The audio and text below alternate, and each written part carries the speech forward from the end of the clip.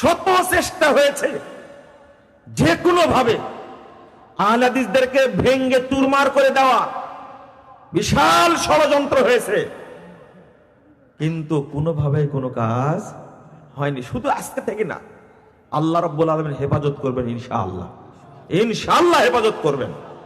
শুধু একটা বিশ্লেষণ না, এখন শিক্ষক কতজন হয়েছে, আলেম কতজন হয়েছে, মাদানী কতজন হয়েছে। আজকে শুধু যাত্রাবাড়ি মোহাম্মদ আরবি মাদ্রাসা থেকে কত আলেম হয়েছে। আমি যদি আমার দাবিটা যদি অন্যায় হয়, আপনারা বিশ্লেষণ করবেন।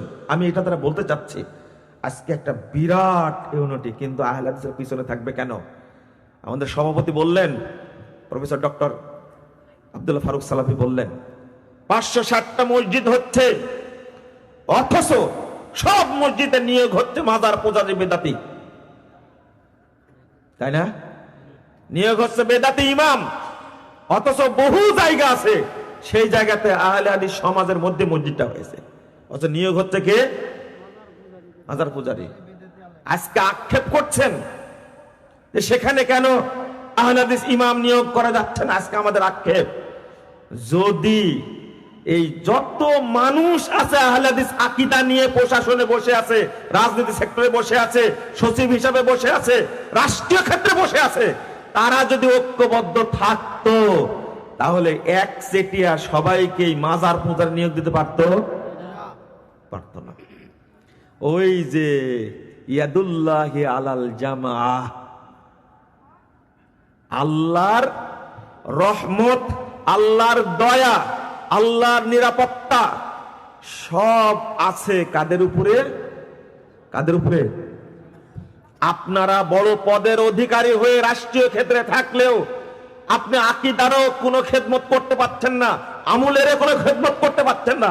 কিন্তু আহলে হাদিস সংখ্যা যখন কম ছিল, আহলে হাদিস ভাইরা যখন কম ছিল, মসজিদ কম ছিল, মাদ্রাসা কম ছিল, কিন্তু ওর মধ্যেই আহলে হাদিস যারা পণ্ডিত মানুষ ছিল, আলহামদুলিল্লাহ তারাই বড় বড় কাজ করেছে। আলহামদুলিল্লাহ করতে পারেনি? আমার আব্বা একটা গল্প করেন, গল্পটা শোনা একটু আপনাদেরকে। আব্বা বলছেন যে একবার আহলে হাদিস মসজিদ ভেঙে দিল।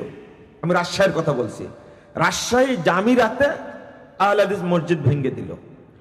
তখন আমরা হতবাক হয়ে গেলাম যে কিভাবে মসজিদ ভেঙে দিল। দেখেন কয়জন লোক ছিলেন তখন। প্রফেসর ডক্টর আব্দুল বারী রাহিমাহুল্লাহ আব্বা বলছেন, ঢাকা থেকে ফোন দেওয়ার পরে ডিসি সাহেব ফোর্স নিয়ে এসে যারা মসজিদ ভেঙে দিয়েছিল তাদেরকে দিয়ে মসজিদ আবার করায়া, ফোর্স রেখে মসজিদ ঠিক ওইভাবে করায়া দিয়ে তারপরে ফোর্স এখান থেকে গেছে।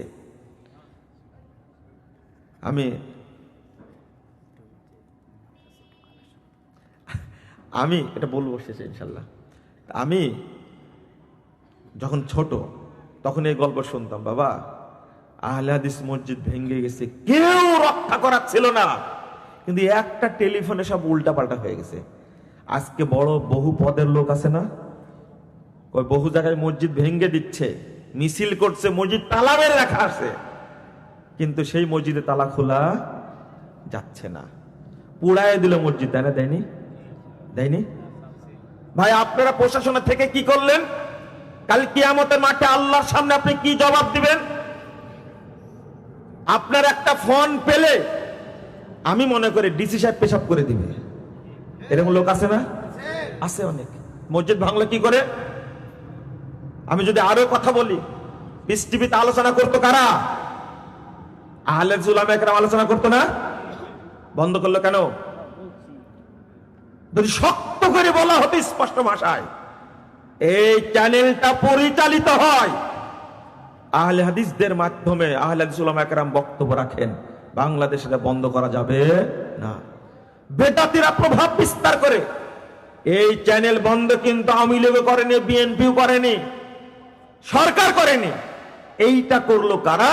যারা মাজার পূজারী, টুপিওয়ালা, পাগড়িওয়ালা, তারা গিয়ে বন্ধ করে দিল চ্যানেলটা। এরা হলো জঙ্গি তারা নাকি পিস টিভিতে আলোচনা করে। নাউজুবিল্লাহ, আস্তাগফিরুল্লাহ।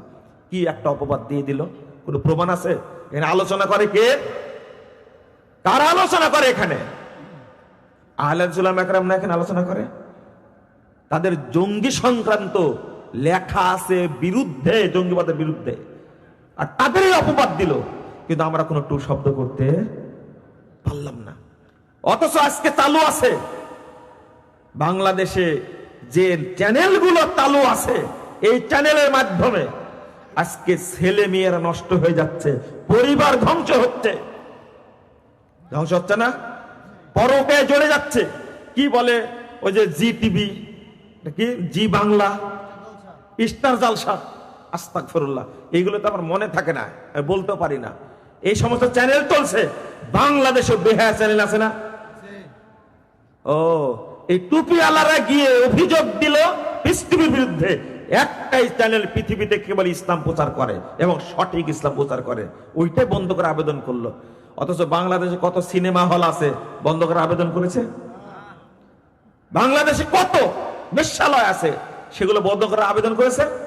তাহলে আসলে আর কি চায়ারা? আমার মনে হয় যে এই সমস্ত ভাইদের উপরে আল্লাহর রহমত নাই। কি বলছেন যে রেওয়ায়াতুহু লাহুম, আর একজন এই হাদিসের অর্থ করতে গিয়ে বলছেন আল্লাহর পক্ষ থেকে যে তত্ত্বাবধান, রেওয়ায়া, আল্লাহ রাব্বুল আলামিন সরাসরি তাদেরকে তত্ত্বাবধান করেন। বলুন আলহামদুলিল্লাহ। না, আমরা যেটা বুঝি এই বুঝ থেকে শরীয়ত অনেক দূরে, অনেক দূরে। আপনি একাই ঢাকায় আছেন, একজন আছে চিটাগঙ্গে, আপনি জানেন না চিটাগঙ্গে সে আছে কিনা। ইমাম সুফিয়ান সাউরি রাহিমাহুল্লাহ তিনি বলছেন, ইদা বালাগাকা আন রাজুলিন সাহিবি সুন্নাতিন ফিল মাশরিক ওয়াল আখার ফিল মাগরিব, একজন যদি থাকে পূর্ব প্রান্তে পৃথিবীর, আর একজন যদি থাকে পশ্চিম প্রান্তে পৃথিবীর, তাহলে ফাবআস ইলাইহিমা বিসসালাম ওয়াদউ লাহুমা, তাহলে তোমার দায়িত্ব হবে যদি জানতে পারো তাদের কাছে সালাম পাঠাও, যে তাও না পারো তাদের জন্য দোয়া করো, তবুও তোমরা ঐক্যবদ্ধ থাকো। আপনি কি বুঝতে পারলেন? আজকে আমাদের মনে কত হিংসা, কত জিদ। আল্লাহ রাসূল সাল্লাল্লাহু আলাইহি ওয়াসাল্লাম বলেন, আওসাকুল ঈমান, ঈমানের সবচেয়ে শক্ত বাঁধন কি? ঈমানের সবচেয়ে শক্ত বাঁধন কি? সালাত। বলেন তো কি? আপনারা জানেন না উত্তরটা? আমি মনে করি জানেন না। বলেন না। না, আওসাকুল ঈমান, আমি পরের বাক্যটা বলছি না। আল্লাহ রাসূল বলছেন 11,537 নম্বর হাদিস, তাবরানী কাবিরের মধ্যে এসেছে। অর্থাৎ ঈমানের শক্ত বাঁধন, কোন কাজটা করলে ঈমান সবচেয়ে শক্ত হবে, এটা আপনি কেউ বলবেন সালাত আদায় করলে, কেউ বললেন রোজা রাখলে, কেউ বললেন ঐক্যবদ্ধ থাকলে। না, আওসাকুল আল মুআওয়ালাতু ফিল্লাহ ওয়াল মুআদাতু ফিল্লাহ, অর্থাৎ পরস্পর মুমিনের মধ্যে ভ্রাতৃত্ব থাকলে বুঝতে হবে ওই ব্যক্তির ঈমান সবচেয়ে শক্তিশালী। বন্ধুরা আমার, আমি এইভাবে বলতেই থাকবো, আস্তে আস্তে যদি মানুষ বুঝে তাও যেন বুঝুক।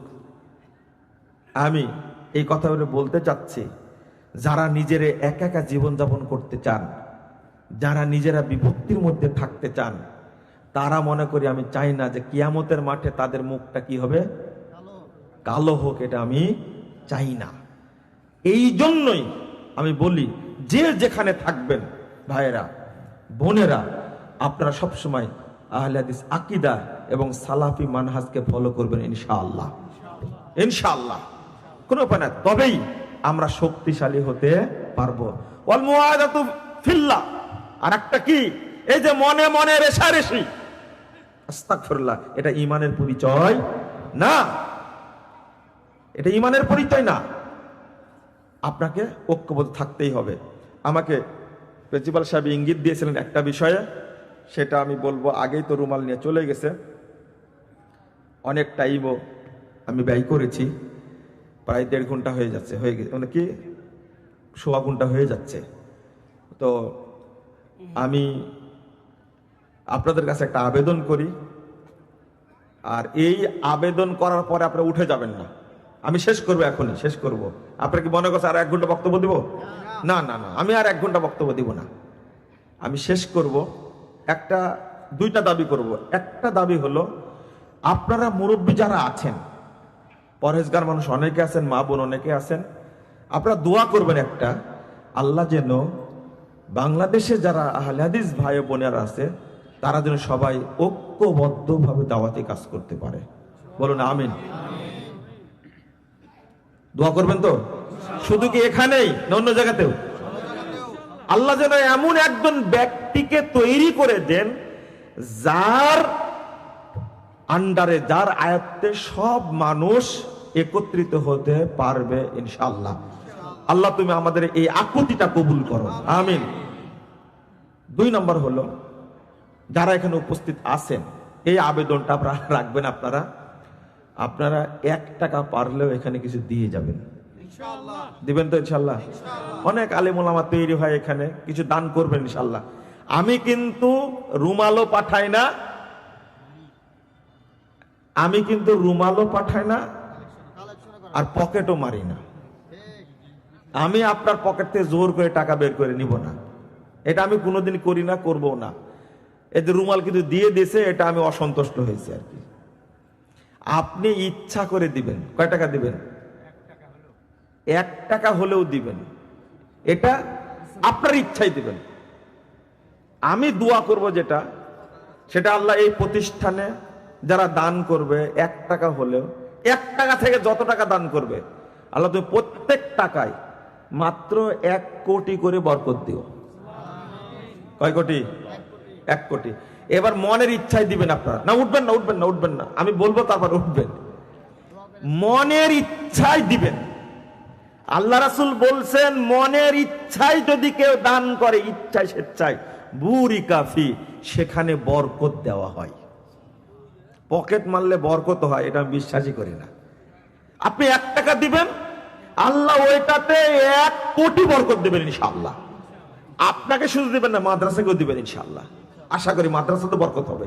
এই জন্য আপনি টাকাটা দিয়ে বলবেন, আল্লাহ তুমি এই আমার অল্প টাকাতেই বরকত দিও। আল্লাহ আপনাকেও দিবে, প্রতিষ্ঠানে দিবে ইনশাআল্লাহ। কথা কি বুঝতে পারলেন? অনেক মানুষ এখানে আছেন পরহেজগার, খেটে খাওয়া মানুষ, তার 1 টাকা অনেক কাজে লাগবে। আমি দোয়া করব, কেউ যদি আল্লাহ 10 টাকা দেয়, তুমি তাকে 10 কোটি টাকা দিও। কেউ যদি 100 টাকা দেয়, আমি বলবো আল্লাহ তুমি প্রত্যেক টাকা অনুযায়ী 100 কোটি টাকাই দিও, তাকে বরকত দিও। এছাড়া আল্লাহ যেন ইমানে বরকত দেয়, ইখলাসে বরকত দেয়, তাকওয়ায় বরকত দেয়। মাশাআল্লাহ, আমি তো 1 টাকা চাইছি, 1000 টাকা দিয়েছে একজন, আলহামদুলিল্লাহ। আল্লাহ যেন